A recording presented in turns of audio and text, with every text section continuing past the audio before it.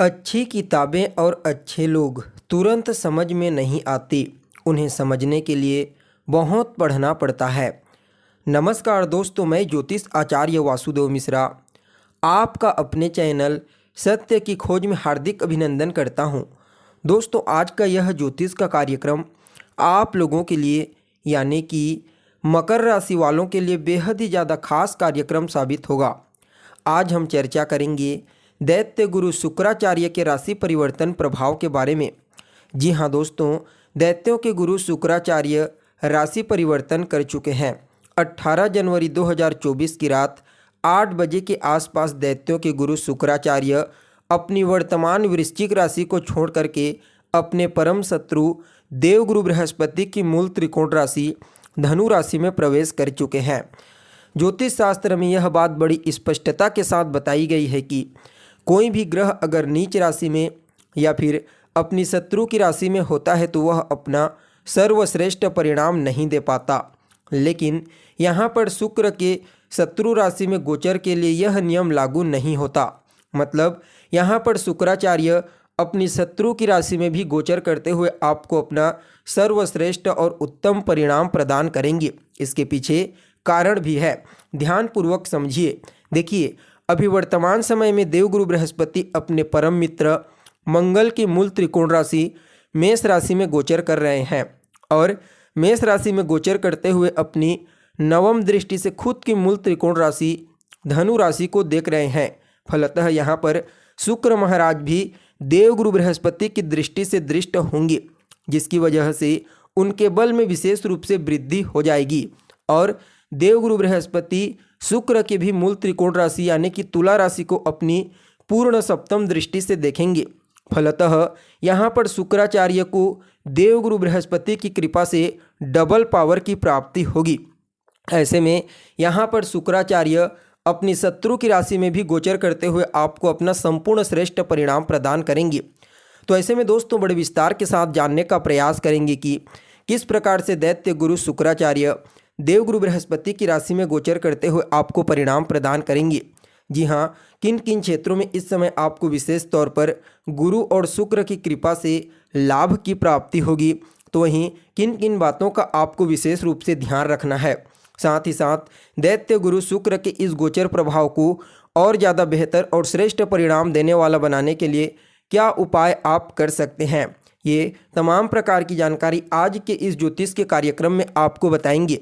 इसलिए कार्यक्रम को अंत तक देखने का प्रयास कीजिए। और अगर आप अपनी जन्म कुंडली पर हमसे परामर्श लेना चाहते हैं तो डिस्क्रिप्शन बॉक्स में और वीडियो के अंदर आपको व्हाट्सएप नंबर मिल जाएगा, जहां से आप व्हाट्सएप करके अपनी जन्म कुंडली का विस्तार पूर्वक अध्ययन करवा सकते हैं।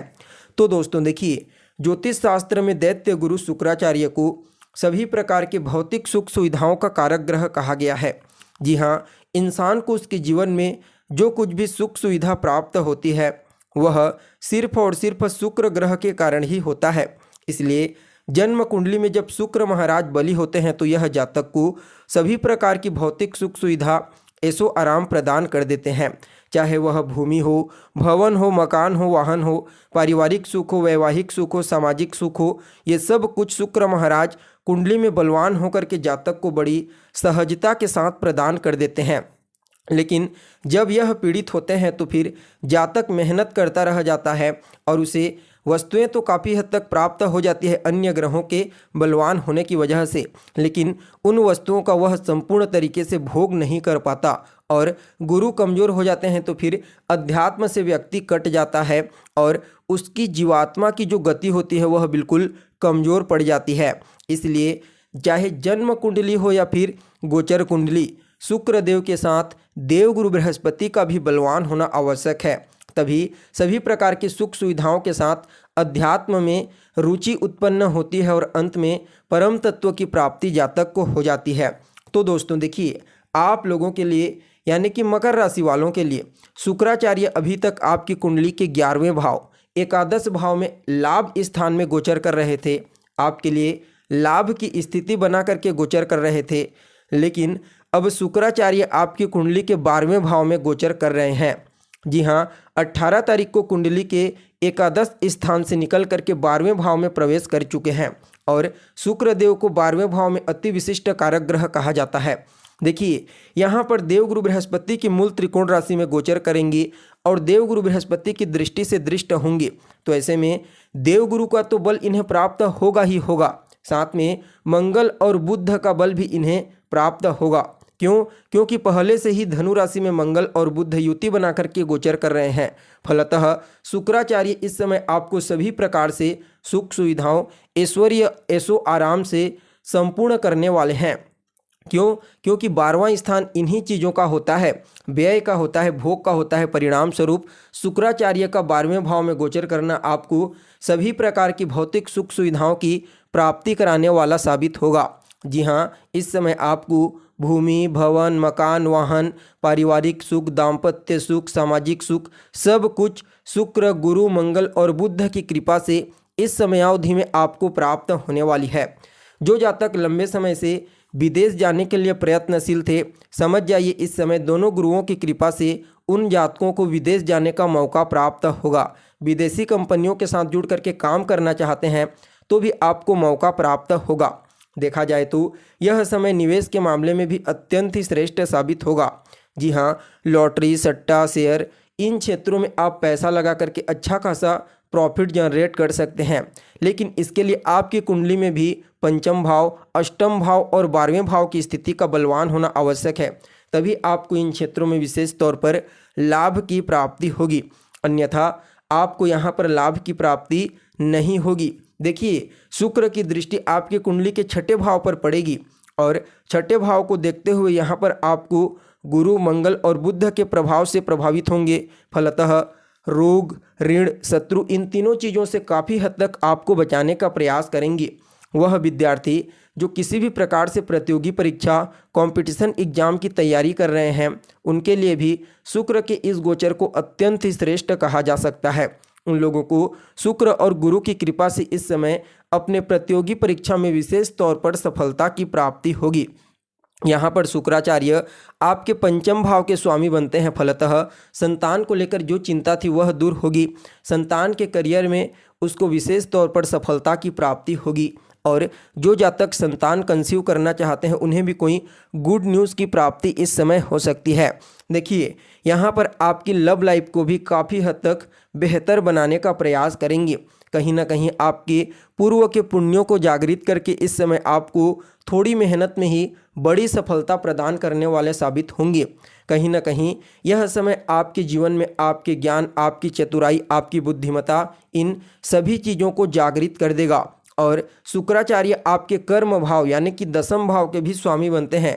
फलतः इस समय आपके कार्य क्षेत्र में जो भी परेशानी आ रही थी, जो भी समस्याएं आ रही थी, समझ जाइए दोनों गुरु की कृपा से आपको उन तमाम प्रकार की समस्याओं और परेशानियों से छुटकारा प्राप्त होगा।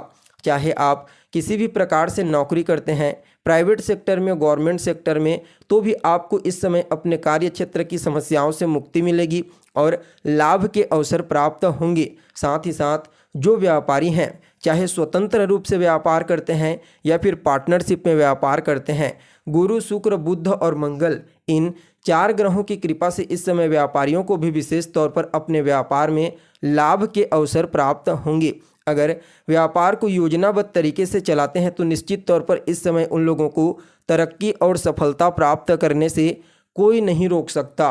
खास करके वह व्यापारी जो कपड़ों का व्यापार करते हैं, खाने पीने की चीज़ों का व्यापार करते हैं, या फिर देखा जाए तो जो सौंदर्य युक्त चीज़ें होती है, या फिर जो सुगंधित चीज़ें होती है, या फिर आप जलीय पदार्थ यानी कि तरलीय लिक्विडिटी से संबंधित कुछ भी कार्य करते हैं, तो आपको विशेष तौर पर इस समय लाभ की प्राप्ति होगी। कहीं ना कहीं यह समय आपके सुख साधन, आपके ऐश्वर्य, आराम, इन चीज़ों में वृद्धि कराने वाला होगा, हर प्रकार से होगा। देखिए, मैं आपको बार बार कहता हूँ, गोचर का प्रभाव बिल्कुल पूरी तरह से आपकी कुंडली में मौजूद ग्रहों की स्थिति, वर्तमान दशा और अंतर्दशा के ऊपर निर्भर करती है।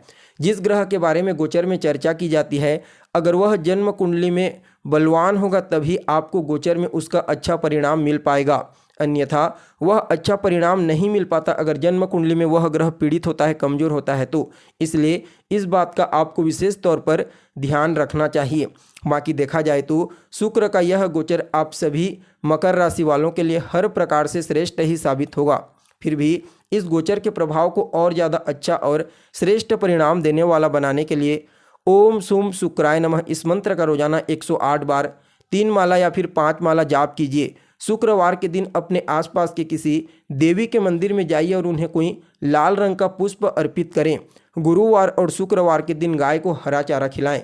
यह गोचर आपके लिए अत्यंत ही श्रेष्ठ साबित होगा। तो दोस्तों, कैसी लगी आपको जानकारी, कमेंट करके बताइए। फिर मिलते हैं एक नए और ताज़ा एपिसोड में। तब तक के लिए नमस्कार।